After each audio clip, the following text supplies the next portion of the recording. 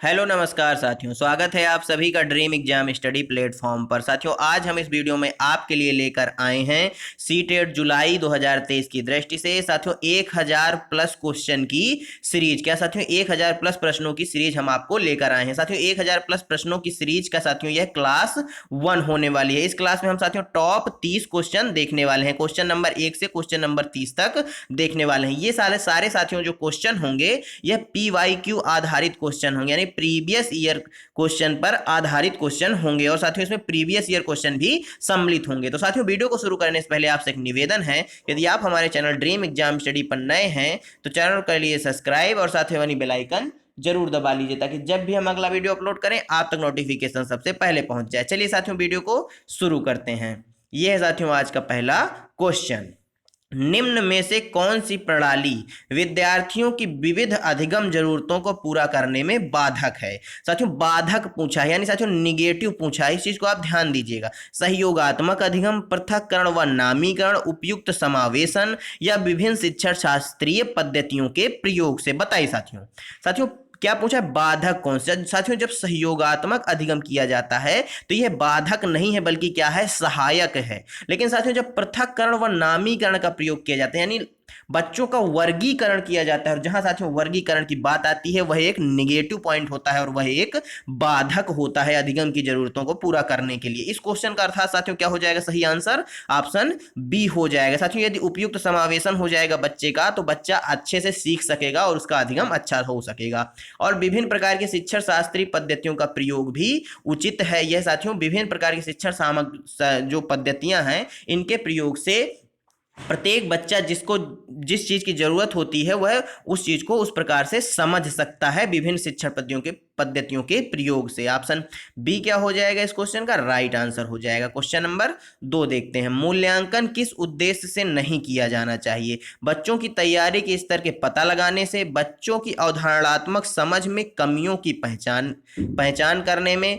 बच्चों में प्रतिस्पर्धा की भावना पैदा करने में, यह समझने में मदद करने के लिए बच्चा क्या कर सकता है? बताइए साथियों, मूल्यांकन किस उद्देश्य से नहीं किया जाना चाहिए? बच्चों की तैयारी के स्तर का पता लगाने के लिए। इस उद्देश्य तो बिल्कुल किया जाना चाहिए। बच्चों की अवधारणात्मक समझ और उनकी कमियों की पहचान करने के लिए मूल्यांकन किया जाना चाहिए, सही बात है। बच्चों में साथियों प्रतिस्पर्धा की भावना पैदा करने के लिए नहीं किया जाना चाहिए मूल्यांकन, यानी ऑप्शन सी क्या होगा इस क्वेश्चन का? राइट आंसर हो जाएगा। यह समझने में मदद करने के लिए कि बच्चा क्या कर रहा है, यह भी बिल्कुल पॉजिटिव पॉइंट है। परंतु साथियों प्रतिस्पर्धा की भावना यदि पैदा हो रही है तो यह एक निगेटिव पॉइंट है। ऑप्शन सी राइट आंसर हो जाएगा। क्वेश्चन नंबर 3 देखते हैं। लॉरेंस कोहलवर्ग के अनुसार नैतिक विकास एक असतत प्रक्रिया है जो 6 चरणों में होता है।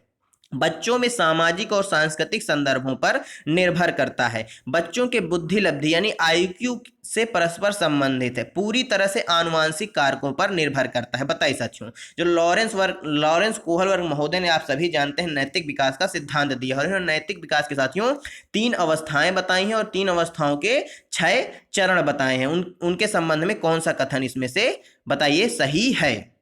लॉरेंस कोहलवर्ग के अनुसार नैतिक विकास के बारे में कौन सा कथन सही है? साथियों एक असतत प्रक्रिया है जो 6 चरणों में क्या होती है? संपन्न होती है। यह बात बिल्कुल सही है। ऑप्शन ए क्या हो जाएगा? राइट आंसर हो जाएगा। साथियों ये जो दिसंबर 2022 में सीटेट का पेपर हुआ है उस पेपर के यह क्वेश्चन हैं आज की क्लास में। साथियों क्वेश्चन नंबर 4 देखते हैं। समावेशन की संस्कृति को किससे बढ़ावा मिलता है? विभेदित निर्देश से, मानकीकृत मूल्यांकन से, पृथक्करण से या नामीकरण से? बताइए समावेशन की जो संस्कृति है इसको किससे बढ़ावा मिलता है? साथियों यदि समावेशन की बात करें, समावेशन की जो संस्कृति है इसको साथियों किससे? विभेदित निर्देश से बढ़ावा मिलता है, ना कि मानकीकृत, पृथक्करण या नामीकरण से। साथियों ध्यान दीजिएगा, यहाँ विभेदित निर्देश ही बिल्कुल सही आंसर होगा। ये आपको लग रहा होगा निगेटिव पॉइंट है, परंतु साथियों यह निगेटिव पॉइंट नहीं है। यहाँ पर साथियों विभेदित निर्देश को आप इस तरह से समझिए कि जो साथियों क्लास होती है उसमें विभिन्न संस्कृति के बच्चे आते हैं, विभिन्न सामाजिक परिसर के बच्चे आते हैं, यानी उनको उनकी संस्कृति के अनुसार पर आप निर्देशित कर सकते हैं, इसलिए साथियों विभेदित शब्द का प्रयोग हुआ है। ऑप्शन ए क्या हो जाएगा, राइट आंसर हो जाएगा। आप सभी की संस्कृति का सम्मान करेंगे, ऐसा यहां पर कहा गया है। ऑप्शन ए इस क्वेश्चन का क्या हो गया साथियों, एकदम करेक्ट आंसर हो गया। क्वेश्चन नंबर 5 देखते हैं। अपनी कक्षा में एक दृष्टिबाधित विद्यार्थी की विशिष्ट जरूरतों को ध्यान में रखकर एक अध्यापिका को क्या शिक्षण शास्त्रीय समायोजन करने चाहिए।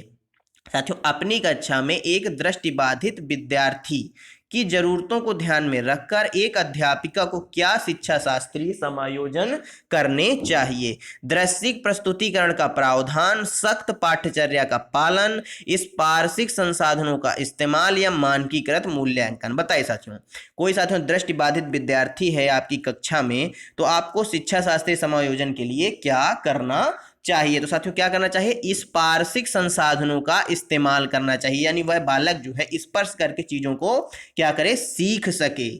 दृश्यिक प्रस्तुतिकरण का प्रावधान आपको नहीं करना चाहिए, सख्त पाठ्यचर्या तो बिल्कुल नहीं लेनी चाहिए, मानकीकृत मूल्यांकन भी नहीं करना चाहिए। ऑप्शन सी क्या होगा, करेक्ट आंसर हो जाएगा। क्वेश्चन नंबर 6 साथियों मीरा मिडिल स्कूल में पढ़ती है। साथियों एक छात्रा है मीरा, वह मिडिल स्कूल में पढ़ती है और अक्षरों को लेकर भ्रमित रहती है, जैसे माँ को साथियों ना पढ़ना।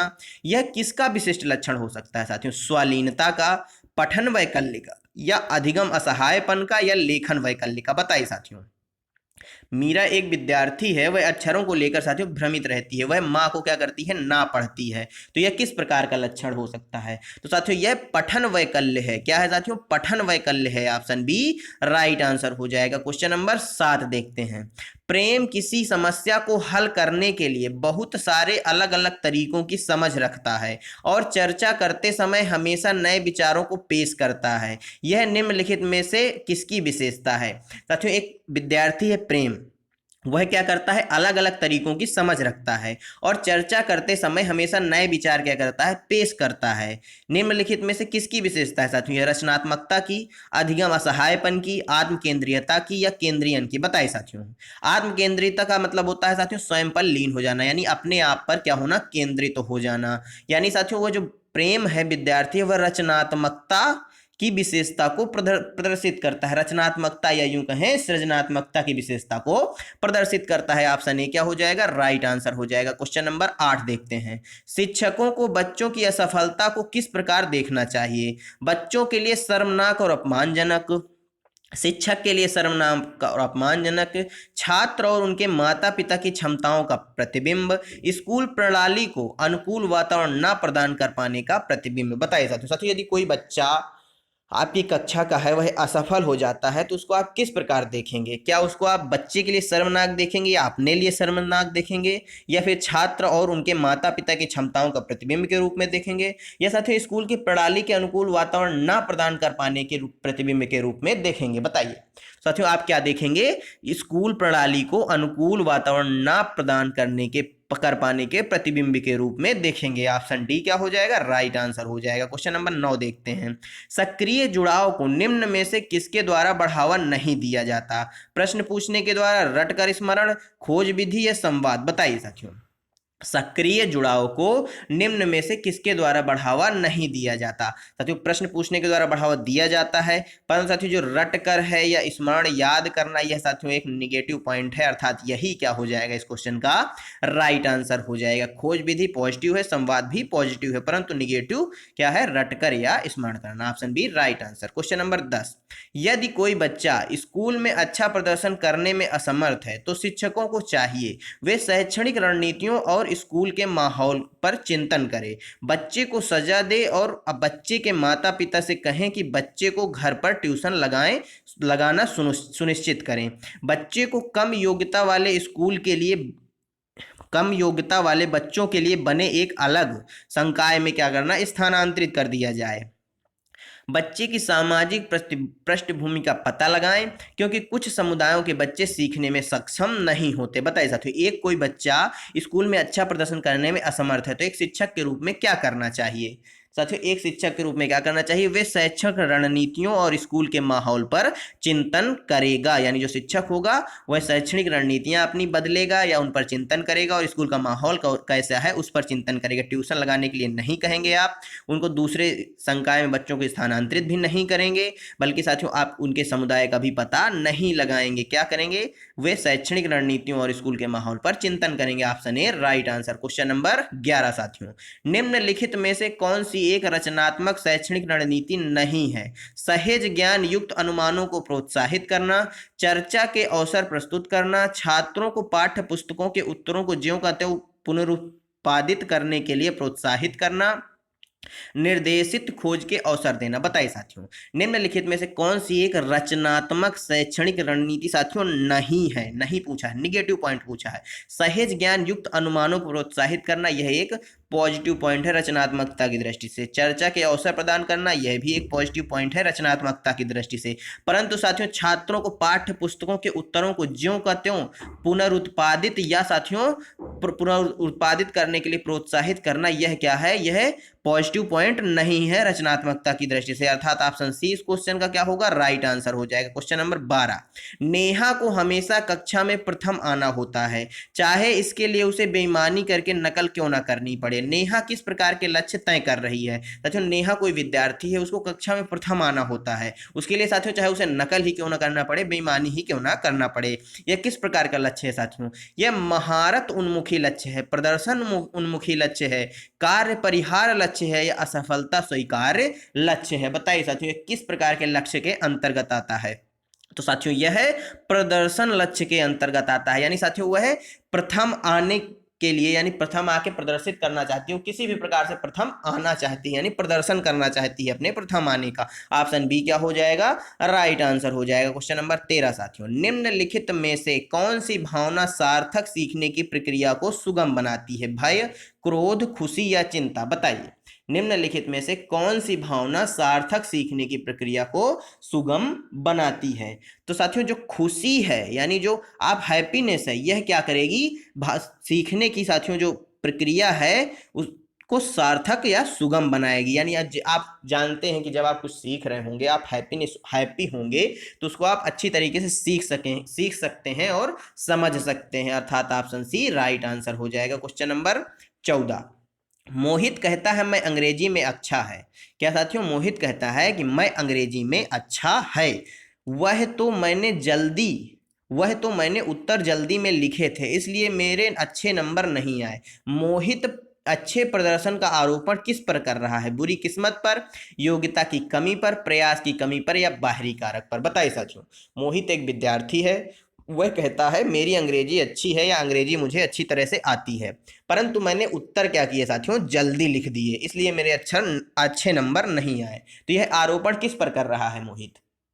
तो साथियों यह प्रयास की कमी पर आरोपण कर रहा है मोहित, अर्थात ऑप्शन सी क्या होगा इस क्वेश्चन का?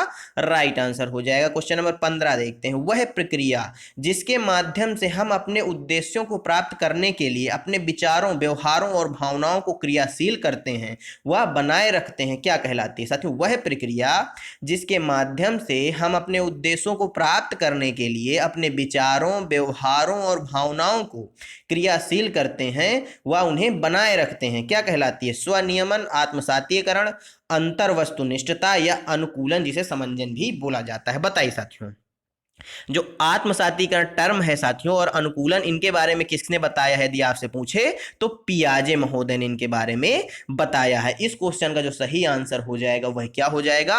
स्वनियमन हो जाएगा, जिसके माध्यम साथियों उद्देश्यों की प्राप्ति करने के लिए साथियों अपने विचारों यानी स्वयं के विचारों, व्यवहारों और भावनाओं को क्या किया जाता है? क्रियाशील किया जाता है। साथियों जैसे आपका कोई लक्ष्य है, कोई उद्देश्य है, आप उसे प्राप्त करने के लिए अपने ही विचारों, भावनाओं और व्यवहारों को क्या करते हैं? क्रियाशील करते हैं, यानी उस कार्य को करने के लिए जिससे आपको सफलता मिलेगी, आपके उद्देश्य प्राप्त होंगे, अपनी भावनाओं को क्रियाशील करते हैं और साथियों बनाए रखते हैं लक्ष्य को प्राप्त करने के लिए। तो यह स्वनियमन कहलाता है। ऑप्शन ए क्या हो जाएगा इस क्वेश्चन का?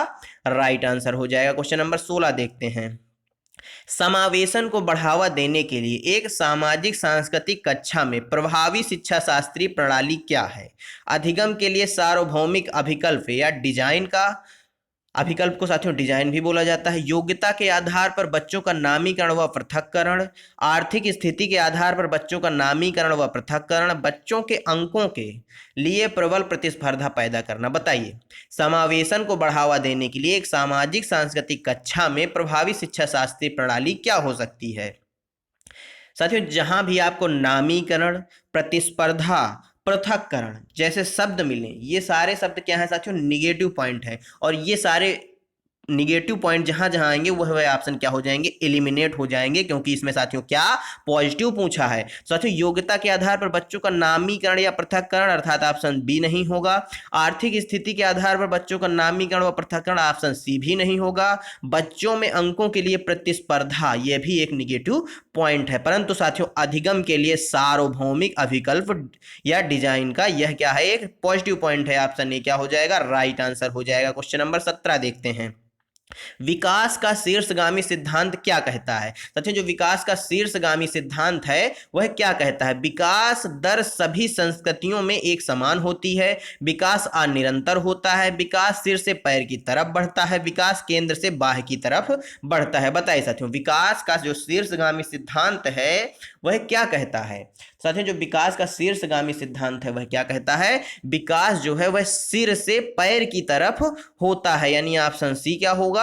राइट आंसर हो जाएगा इस क्वेश्चन का। क्वेश्चन नंबर 18 देखते हैं। निम्न में से कौन सा स्थूल गतिक कौशल का उदाहरण है? साथियों, स्थूल पूछा है, सूक्ष्म नहीं, ध्यान रखिएगा। फुटबॉल का धकेलना, सुई में धागा पिरोना, लिखने के लिए पेंसिल पकड़ना, धागे में मोती पिरोना। साथियों, जहां भी सुई में धागा डालने की बात आए, धागे में मोती पिरोने की बात आए या पेंसिल पकड़ने की बात आए, ये सारे सूक्ष्म गतिक कौशल के अंतर्गत आते हैं। परंतु साथियों, जहां दौड़ना, भागना, फुटबॉल ढकेलना आदि प्रकार की चीजें पूछी जाए, बोली जाए, वहां पर साथियों स्थूल गतिक कौशल होता है, यानी ग्रॉस मोटर स्किल होता है। ऑप्शन ए क्या हो जाएगा इस क्वेश्चन का? राइट आंसर हो जाएगा। Question number 19। जीन पियाजे के संज्ञानात्मक सिद्धांत के अनुसार किस चरण पर बच्चे जटिल समस्याओं के समाधान में तर्क का इस्तेमाल करने में सक्षम होते हैं? संवेदी गामक, पूर्व संक्रियात्मक, मूर्त संक्रियात्मक, औपचारिक संक्रियात्मक। बताइए, जीन पियाजे ने संज्ञानात्मक विकास का सिद्धांत दिया है। इन्होंने अपने विकास की 4 चरण या अवस्थाएं बताई हैं। उसी के संबंध में क्वेश्चन है कि किस चरण में बच्चे जटिल समस्याओं के समाधान में तर्क का इस्तेमाल करने में क्या होते हैं? सक्षम हो जाते हैं, सक्षम हो जाते हैं। 19वें नंबर का क्या हो जाएगा? औपचारिक संक्रियात्मक अवस्था। ऑप्शन डी हो जाएगा राइट आंसर, यानी सक्षम हो जाते हैं। और यदि यही पूछ लेता आपसे कि क्या पूछ लेता साथियों कि तर्क करना शुरू करते हैं, तो यदि शुरू करने की बात आती है तो साथियों मूर्त संक्रियात्मक अवस्था आंसर होता। परंतु यहां पर क्या है? जटिल समस्याओं के समाधान के तर्क या इस्तेमाल में क्या होते हैं? सक्षम हो जाते हैं, अर्थात ऑप्शन डी राइट आंसर हो जाएगा। Question number 20।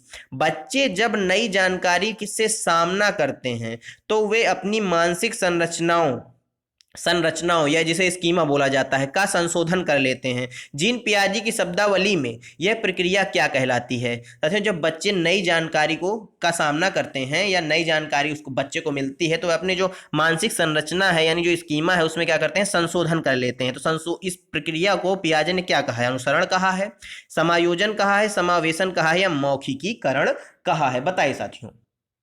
तो पियाजे ने साथियों इसको समायोजन कहा है। ऑप्शन बी क्या होगा इस क्वेश्चन का? राइट आंसर हो जाएगा। नेक्स्ट क्वेश्चन साथियों, निम्न में से किस संप्रत्यय की व्याख्या लेओ वाइगोत्स्की ने नहीं की? सामाजिक अनुबंध अभिविन्यास, समीपस्थ विकास के क्षेत्र, निज वाक्य या पाड़? बताइए साथियों, निम्न में से किस संप्रत्यय की व्याख्या लेओ वाइगोत्स्की महोदय ने नहीं की? तो साथियों वाइगोत्स्की महोदय ने सामाजिक अनुबंधन अभिविन्यास की बात नहीं की है। सामाजिक अनुबंधन अभिविन्यास की बात किसने की है साथियों? ये आप हमें कमेंट बॉक्स में बताएंगे। साथियों, लेओ वाइगोत्स्की ने समीपस्थ विकास के क्षेत्र के बारे में बताया जिसे जेडपीडी बोला जाता है। निज वाक्य यानी व्यक्तिगत भाषा या व्यक्तिगत बातचीत के बारे में बताया है और पाड़ के बारे में भी बताया है, यानी ऑप्शन ए क्या होगा इस क्वेश्चन का? राइट आंसर हो जाएगा। क्वेश्चन नंबर 22 देखते हैं। लेओ वाइगोत्स्की के अनुसार डॉट डॉट हमारी संज्ञानात्मक संरचनाओं और चिंतन प्रक्रिया के निर्माण में महत्वपूर्ण भूमिका निभाते हैं। स्कीमा, सामाजिक संपर्कता, आनुवांशिक प्रवृत्तियां, अनैच्छिक क्रियाएं। बताइए साथियों, लेओ साथियों मिस टाइपिंग है, वाइगोत्स्की है, वाइगोल्की नहीं। लेओ वाइगोत्स्की के अनुसार डॉट डॉट हमारी संज्ञानात्मक संरचना और चिंतन प्रक्रिया के निर्माण में महत्वपूर्ण भूमिका कौन निभाता है साथियों? सामाजिक संपर्कता। लेओ वाइगोत्स्की का सिद्धांत कौन सा है? सामाजिक एवं सांस्कृतिक विकास का सिद्धांत। ऑप्शन बी राइट आंसर हो जाएगा। क्वेश्चन नंबर 23 साथियों, लॉरेंस कोहलवर्ग के अनुसार नैतिक विकास के स्तरों का सही क्रम क्या है? पूर्व पारंपरिक, पारंपरिक, उत्तर पारंपरिक, पारंपरिक, गैर पारंपरिक, उत्तर पारंपरिक, उत्तर पारंपरिक, पारंपरिक या पूर्व पारंपरिक, पारंपरिक, पूर्व पारंपरिक या उत्तर पारंपरिक। बताइए साथियों, लॉरेंस कोहलवर्ग के अनुसार नैतिक विकास के स्तरों का जो सही क्रम है वह क्या है? तो साथियों इनके विकास का जो नैतिक विकास का सही क्रम है वह क्या है? पूर्व पारंपरिक, पारंपरिक और उत्तर पारंपरिक। ऑप्शन ए राइट आंसर हो जाएगा। क्वेश्चन नंबर 24 साथियों, प्रगतिशील शिक्षा सुझाती है कि डॉट डॉट शैक्षिक नियोजन का केंद्र होना चाहिए? परीक्षाएं, अध्यापक, माता पिता या विद्यार्थी। बताइए। प्रगतिशील शिक्षा सुझाती है कि शैक्षिक नियोजन का जो केंद्र है वह क्या होना चाहिए?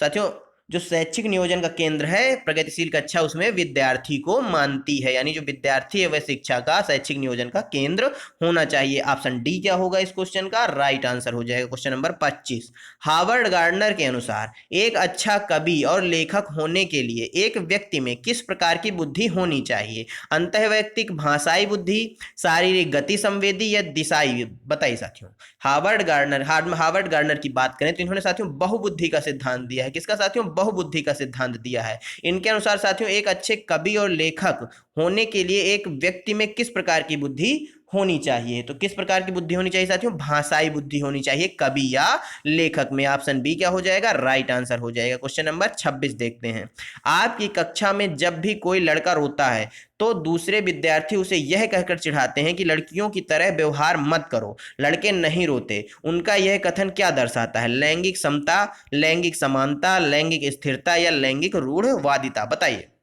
आपकी कक्षा में साथियों जब कोई लड़का रोता है तो दूसरे विद्यार्थी उसे यह कहकर चिढ़ाते हैं कि लड़कियों की तरह व्यवहार मत करो, लड़के नहीं रोते। उनका यह कथन क्या दर्शाता है साथियों? उनका यह कथन लैंगिक रूढ़वादिता दर्शाता है। ऑप्शन डी राइट आंसर हो जाएगा। क्वेश्चन नंबर 27, विद्यार्थियों की अधिगम शैली चयन में व्यक्तिगत विभिन्नताओं को किस नजरिए से देखना चाहिए? अध्यापन अधिगम प्रक्रिया में बाधा के रूप में, विकास प्रक्रिया के एक प्राकृतिक और स्वाभाविक रूप में, एक प्रकार के असामान्य व्यवहार के रूप में, अभिसारी चिंतन के नतीजे के रूप में। बताइए साथियों, विद्यार्थियों की अधिगम शैली चयन में व्यक्तिगत विभिन्नताओं को किस नजरिए से देखना चाहिए? तो साथियों किस नजरिए से देखना चाहिए? विकास प्रक्रिया के एक प्राकृतिक और स्वाभाविक रूप में देखना चाहिए। ऑप्शन बी राइट आंसर हो जाएगा। क्वेश्चन नंबर 28, अधिगम हेतु मूल्यांकन के संदर्भ में निम्न में से कौन सा कथन सही नहीं है?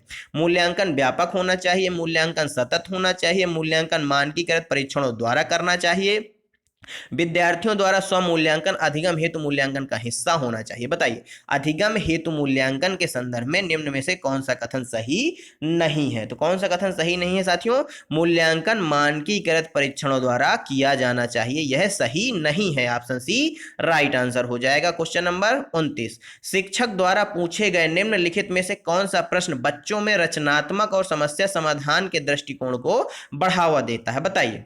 शिक्षक द्वारा पूछे गए प्रश्न निम्नलिखित में से कौन सा प्रश्न बच्चों में रचनात्मकता और समस्या समाधान के दृष्टिकोण को बढ़ावा देता है? यानी साथियों शिक्षक प्रश्न पूछता है, जो प्रश्न कुछ नीचे दिए गए हैं इनमें से कौन सा प्रश्न है जो बच्चे में सृजनात्मकता या रचनात्मकता और समस्या समाधान के दृष्टिकोण को क्या करेगा? बढ़ावा देगा।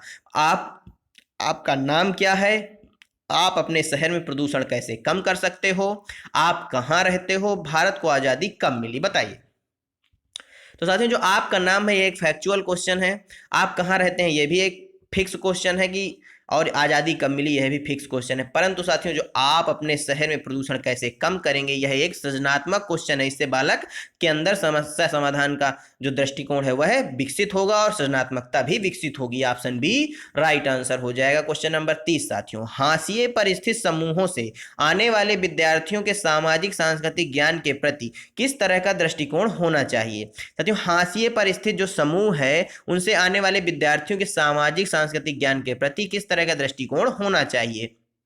उसे अध्यापन अधिगम प्रक्रिया में अर्थहीन मानना चाहिए, उसे मान देना चाहिए, और क्या साथियों, उसे यहाँ पर मिस टाइपिंग है, अध्यापन अधिगम प्रक्रिया में शामिल करना चाहिए, उसे नकार देना चाहिए और अध्यापन अधिगम प्रक्रिया में शामिल करने से बचना चाहिए, उसे दूसरे समूहों के विद्यार्थियों द्वारा ग्रहण सामाजिक सांस्कृतिक ज्ञान से कमतर समझना चाहिए। बताइए साथियों क्या हो जाएगा इस क्वेश्चन का सही आंसर। साथियों इस क्वेश्चन का सही आंसर क्या हो जाएगा, उसे बालक को जो है सम्मान देना चाहिए, यहाँ पर सम्मान है, मान नहीं, सम्मान देना चाहिए और अध्यापन अधिगम प्रक्रिया में शामिल करना चाहिए, अर्थात ऑप्शन बी क्या हो जाएगा, राइट आंसर हो जाएगा। साथियों धन्यवाद आप सभी का हमारे साथ जुड़े रहने के लिए। साथियों आज के 30 क्वेश्चन कैसे लगे हमें कमेंट बॉक्स में जरूर बताइएगा। साथियों पहली क्लास में हमने 1 से 30 नंबर क्वेश्चन तक देखे हैं। साथियों सेकंड क्लास जो कल आने वाली है उसमें साथियों हम क्वेश्चन नंबर 31 से क्वेश्चन नंबर 60 तक देखने वाले हैं। इस प्रकार से साथियों हम 1000 क्वेश्चन की सीरीज को पूरा करेंगे। साथियों ये आप हमारे साथ अंत तक बने रहिएगा। 1000 क्वेश्चन को यदि आप कर लेते हैं तो आपके निश्चित रूप से सीडीपी में 30 में से 28 या 29 नंबर कन्फर्म आ जाएंगे। साथियों वीडियो में बने रहने के लिए आपका धन्यवाद। यदि आप चैनल पर नए हैं तो चैनल कर लीजिए सब्सक्राइब। मिलते हैं आपसे अगले वीडियो में, तब तक के लिए जय हिंद जय भारत। अपना और अपनों का ख्याल रखिए, सभी का सम्मान करिए। धन्यवाद साथियों।